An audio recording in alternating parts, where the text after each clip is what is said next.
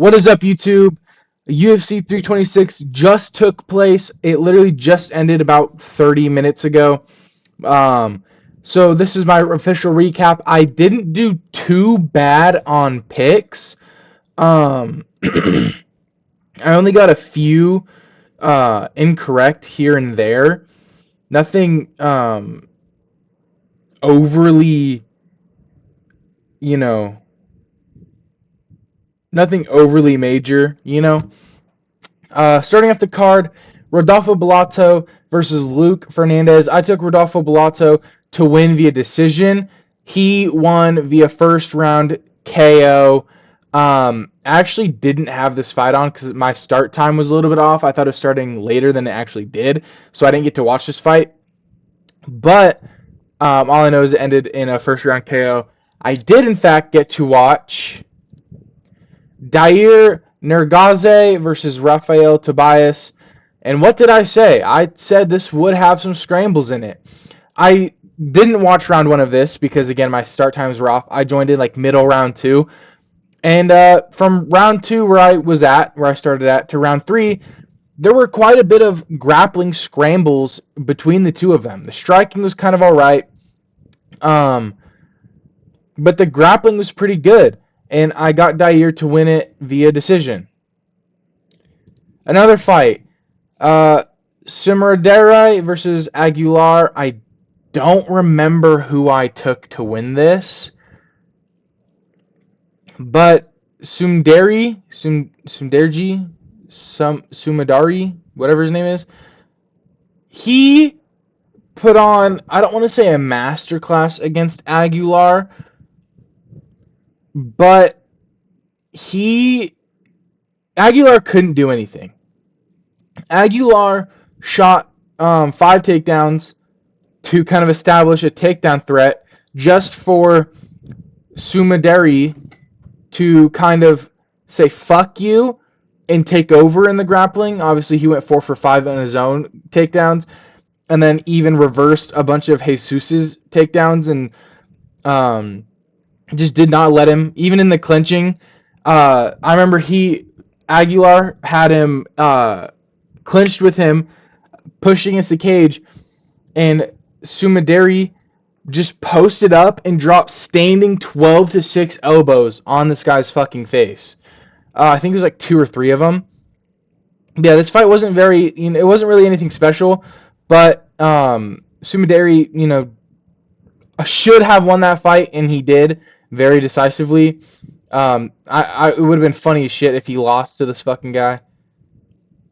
Moving on to the main prelims, Cody Durden did what I said he was going to do. I said he's going to lose to Tumen Dembrell.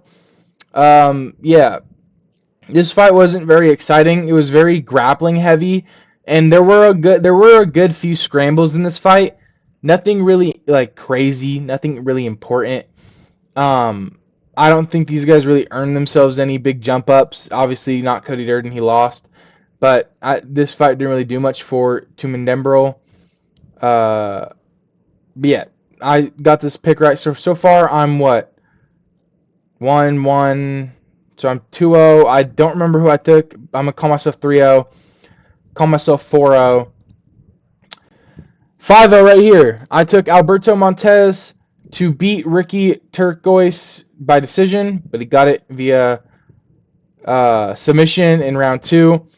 Ricky came out very weird in round 1. He was kind of jumping and screaming at Alberto, like kind of like Gene Silva would. Something you would imagine Gene Silva to do is what Ricky was doing to Alberto. And then after that, he kind of, took round 1. They traded a few shots here and there. And then round 2, Ricky shot for a takedown. It got reversed, I think, by Alberto, because he didn't shoot for any of his own, but he ended up submitting Ricky with a fucking tight anaconda choke. Ricky went out. He didn't even get to tap. He was out cold because of how fucking tight that choke was. And yeah, bad loss for Ricky, good win for Alberto. Yeah, moving on. Dante Johnson. Damn, I kind of did good with picks, I think. Dante Johnson beat Cody Brundage via split decision. Rounds 1 and 2. I mean, honestly, all three of these rounds were kind of boring. Nothing really crazy happened. Dante was able to get more momentum in round 3, especially towards the end of the round. But he really wasn't doing anything crazy. Round 1, Cody got a takedown on Dante and kind of just didn't really do much. Yeah, this fight was kind of boring. Nothing really crazy happened. There were a good few shots here and there. Um, Good grappling exchanges. Dante remains undefeated. He's 8-0 now. I think giving him someone around Cody's skill level, not a big jump up, but also not a jump down. I think he should, coast at, kind of the same skill level as Cody Brundage before he jumps up, just to see, so we don't jump up and he gets fraud checked. I think he has a lot of potential, but tonight he didn't really show anything that was kind of exciting. You know what I mean? Moving on, Cody Garbrandt versus Zhao Long. Now, this fucking fight, Cody Garbrandt was on his way to losing this fight until this dumb fucking moron, Zhao Long, kicked him in the fucking cup. I'm pretty sure the first one, well, I think the first one was kind of skimming it, but the second one happened almost immediately after. Zhao Long won round 1. Round 2 is where the two first nut kicks happened. The first one was kind of a skim, move on from it. The second one was straight, full power kick, landing with the toes, right on the fucking cup. Full force kick. To the point where Cody Garbrandt was throwing up. We saw him dry heaving. Curled up, dry heaving. So they brought him a bucket, and he started throwing up in the bucket. Just for him to get up, go back to fighting. He was looking mean. He was looking angry, like he's about to let Zhao Long feel all his fucking wrath. Just for Zhao Long to clinch up with him and knee him in the cup again. A third fucking time. Getting him 2 points deducted. And he still could not understand what Herb Dean was trying to tell him. So Herb Dean had to pull an interpreter into the cage to communicate to Zhao Long. If you kick him in the groin one more time, kick or knee, you will be disqualified. Here's some pictures from their fight. There's no pictures or videos or whatever of any of the. Oh, this might be one right here. No. There's nothing really that showed the kicks. A lot of people were tweeting about it, joking about it, because it's tragically funny. But you got to feel for Cody. But those 2 points deducted saved Cody this fight. If you look at these scorecards, Cody was down on almost every aspect of this fight. He went 0 for 8 on takedowns. He got outstruck. Significant strikes, everything. And he was slipping around the cage. He didn't get dropped, but he was slipping here and there. He got kicked in the head really good in round 1. Ate that shit. Cody Garbrandt's chin might be back. We might get prime Cody back. But this fight, I think they're going to release Zhao. Because I'm pretty sure this was his debut. If I'm not mistaken. I don't think this might have been his debut. I don't know for sure if this was his debut or not. But this was his debut. Debuting against Cody Garbrandt, and he does what he does. I think they cut him. They either cut him or they have someone communicate to him if he ever does this shit again, he's done. Moving on. Gregory Rodriguez versus Bruno Ferreira. I don't remember who I took on this fight. This fight kind of sold my parlay. Not sold it, but ruined it. This was the first one that ruined it. I needed this to go over 1.5 rounds, and Gregory Rodriguez chooses to KO Bruno Ferreira brutally. This was one of the cleanest KOs that I've seen in a while, especially in the middleweight division. One shot, boom, right on the chin, put Bruno out. And I love how Gregory Rodriguez is he's so focused in this fight that once he put Bruno out, he knew Bruno was out. He didn't land any follow-up shots. He stood over him and watched. Made sure, okay, if he gets back up, I might have to go land some ground and pound. Didn't jump on him, didn't do nothing. Put him down, watched him fall, stood over him.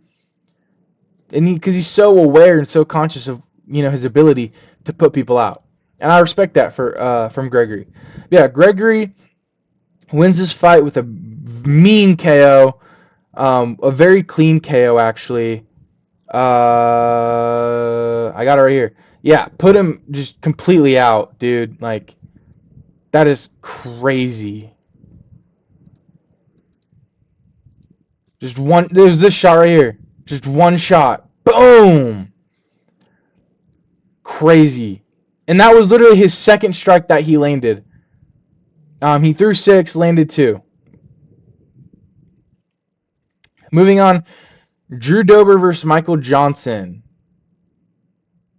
I think I took Drew Dober, and Drew Dober delivered with a brutal one-punch KO, just like the fight before him.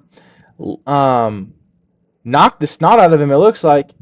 He like faked with a hook and then put that straight, what is that, his left? Just put that fucking left hand down the fucking pipe, dude. Yeah, he faked a right hook and then put just, the left hand right down the fucking pipe. Putting out Michael Johnson and getting himself another Drew Dober Classic win. Also walked out to This Is How We Do It, signifying that Drew Dober does this shit on purpose, and this is how he does it. Next, oh my fucking goodness. Rob Font versus Raul Rosas Jr. I took Rob Font via decision. Raul Rosas Jr. is the shittiest fighter. He is the Jonathan Almeida. He is so fucking horrible. I posted this not only on my Instagram, but my TikTok. And let me pull it up here real quick. I said, cut Raul Rosas Jr. This kid does not belong on the top 15 nor the sport. I meant to say in. He does not belong in the top 15 nor the sport. Not once did he try to attempt to finish or ground and pound. He did absolutely nothing with over 2 minutes of control time per round. Took 0 damage just to sit out for another year. Fuck Chiwiwis. If you look at these stats, round 1, I'm not even going to pull them up because I remember they put it up on the screen. Round 1, he had 2 minutes and 15 seconds of control time. Round 2, he had over 4 minutes of control time. And actively in round 3, he had 3 minutes plus of control time while the round was still going on and he was still controlling the fight. Raul Rosas Jr. did absolutely fucking nothing this whole fucking fight other than sit with a body lock on Rob Font against the cage, on the ground, on top position. He chased no fucking submissions. He had Rob Font's back 4 fucking times. Did not once try to put in a rear naked choke. Never went for an armbar. Never went for a guillotine. Never went for a triangle. Never went for a kimura. Never went for a crucifix. Never chased any fucking submissions. And this guy is supposed to be promoted as an elite level grappler or a high level grappler in the bantamweight division. Sure, he out-wrestled Rob Font for 3 fucking rounds. To put himself in the top 15.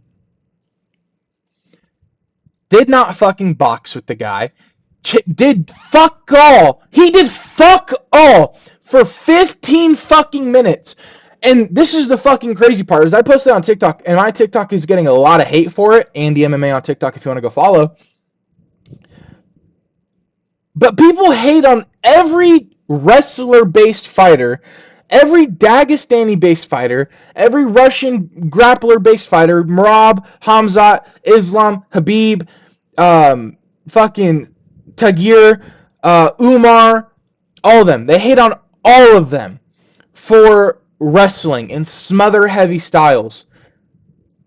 Arman included.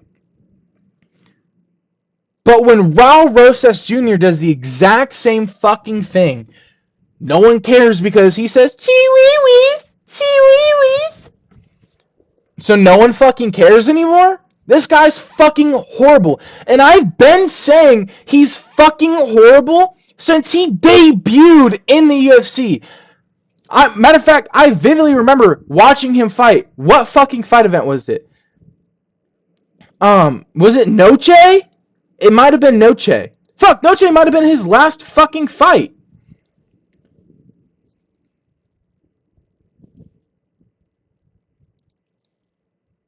I don't remember what fucking fight it was. Was this Noche or was this Noche? This was not Noche. This was Noche. One of these was Noche. This one. I think it was this one. I've been saying this motherfucker's ass for fucking ages now. But no one fucking cares because he pops out and says, chee-wee-wees, chee-wee-wees. I fucking hate Raul Rosas Jr. I'll always pick against him to fight. I don't care who he fucking fights. I don't care if it's a dead corpse is who he's fucking fighting. I'm taking the dead corpse to win. Raul Rosas Jr. does not belong in this fucking sport. I get he's 21 years old and he has a lot of development underneath him. But I guarantee you, his next matchup, now that he's in the top 15, is going to be some fucking Corey Sandhagen or Figueiredo or... Because they're both coming off fucking losses. He's going to get a fucking top name again, or top name. He's going to fucking win by doing nothing. I fucking hate Raul Rosas Jr. and I hate that he's popular because he doesn't fucking belong here. He did absolutely fucking nothing for 15 minutes. He had 16 fucking takedowns. And the fact that Rob fucking Font, who has fought opponents 100 times fucking better than Raul Rosas Jr., let him get 16 fucking takedowns on him, defended 2, pisses me off even more. Rob Font has fought better opponents his whole career than Raul Rosas fucking Jr. And all of a sudden, when he fights this fucking Chi-Wee-Wee's ugly motherfucker, he just doesn't know how to fucking defend a takedown anymore. He defends fucking 2 and lands one of his own, and just all of a sudden, this motherfucker was dripping sweat in the first fucking round. This guy's so fucking ass. Cut Rob Font. Rob Font, get the fuck out of here. I don't even want to fucking see you. You're disgraced. Raul Rosas Jr., good job for the fucking win, bro, I guess. But fuck you. Moving on. An even worse fucking fight. How do we go from 2 back-to-back brutal first-round KOs? Or not first round, this is round 2.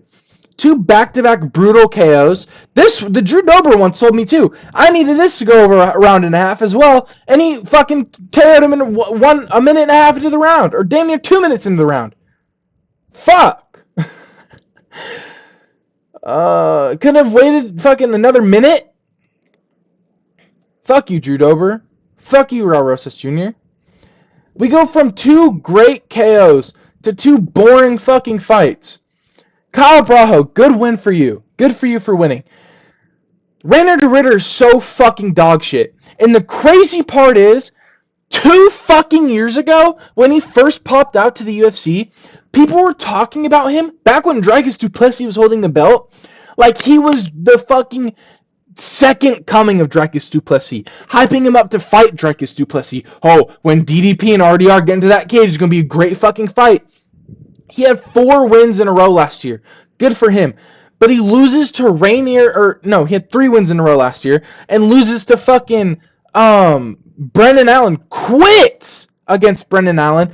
Comes into this fucking fight talking about, I'm in the best shape, I'm in better shape, my shape is really improved. Looking in better shape too, just to do absolutely fucking nothing for 15 fucking minutes as well. Sure, his total strikes was higher than Kaio, and his takedowns were better than Kaio. Not really. This fight was fucking miserable to watch. From the first opening seconds of the fight, Kyle Brajo's chopping at Randy DeRitter's lead leg with his hands down by side, landing boom boom ones and twos. He stunned Rainer DeRitter hard in the first round. I thought he was going to get a first round finish against Rainer DeRitter. Rainer DeRitter goes 2 for 8 on takedowns. Kyle Brajo goes for 1 for 1. Rainer DeRitter does absolutely fucking nothing in any position that he had over Kaio. In fact, I don't even think he had any dominant positions over Kaio. And both these guys had no fucking, dude, I'm going to give Kyle Brajo some props here.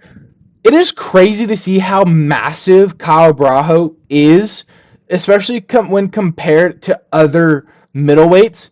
He's genuinely fucking huge. He fills in very well. Kyle Brajo is very good. He's a very good fighter. The only thing is he has zero finishing ability. He has zero ability to finish a fight. He's very talented and very skilled, but he has zero ability to finish a fight. There were so many times where he could have finished Rainer DeRitter, but he just didn't. He just chose not to finish Rainer DeRitter. Rainier landed a few shots of his own,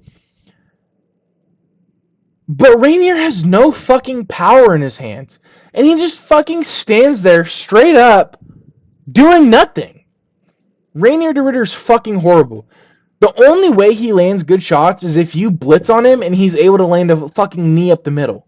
He has no power in his hands. He has no ability to throw jabs or crosses or hooks or anything. He threw a kick that hit Kyle Brajo's head with the force of a fucking toddler swinging every ounce of power it has with a punch.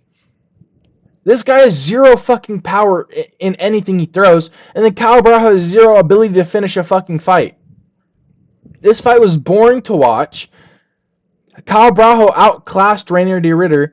You could give maybe one. I think it was a 30-27 to Rainier or to Kyle. You could maybe argue one round to Rainier, but I don't looking back at this fight.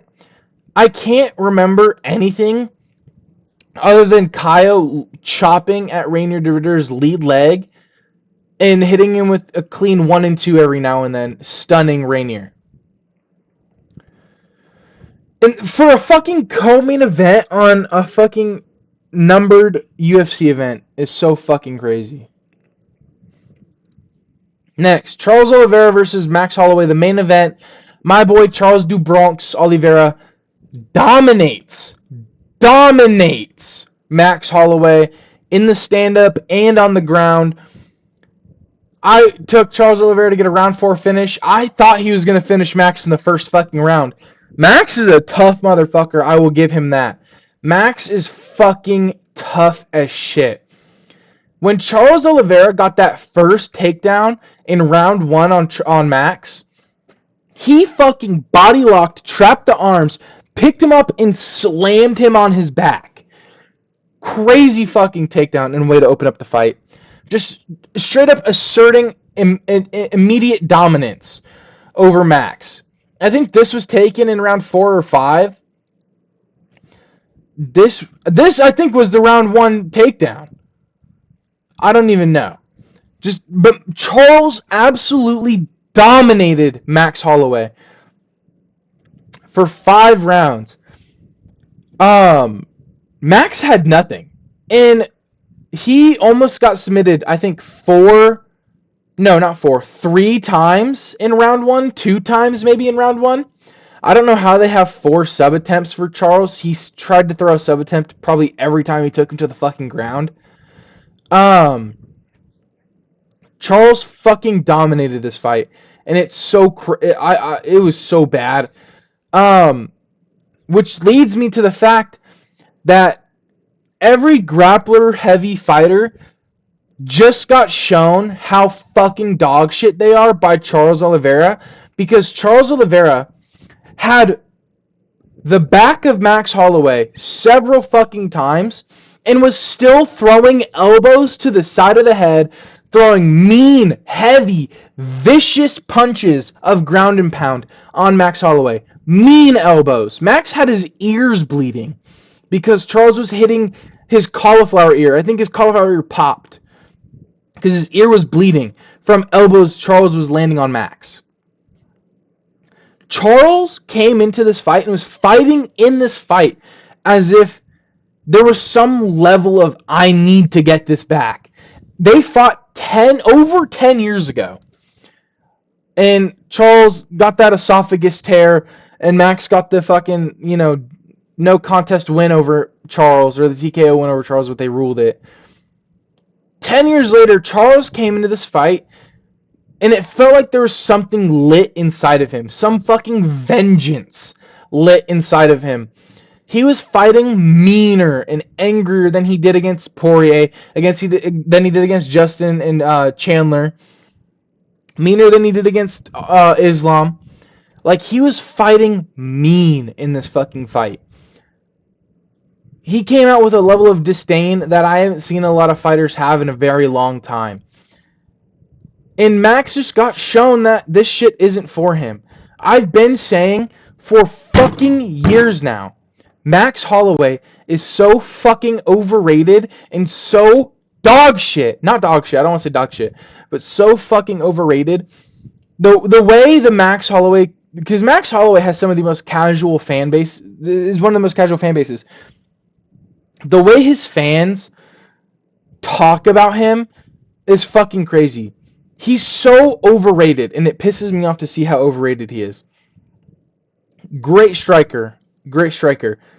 I'm going to make a video on how Max Holloway is overrated. So if you want to tune in to see my reasoning on that, because I have reasons, and I have evidence, and I have proof, and I will make a 30-minute to an hour-long video if I need to on how overrated Max Holloway truly is. But Charles Oliveira won the BMF belt, not the most BMF style or fashion, but he fucking 50-45'd Max Holloway. I don't even think Volk 50-45'd Max Holloway. Maybe in the third, maybe in the first. I don't even think Dustin Poirier's 50-45'd Max Holloway.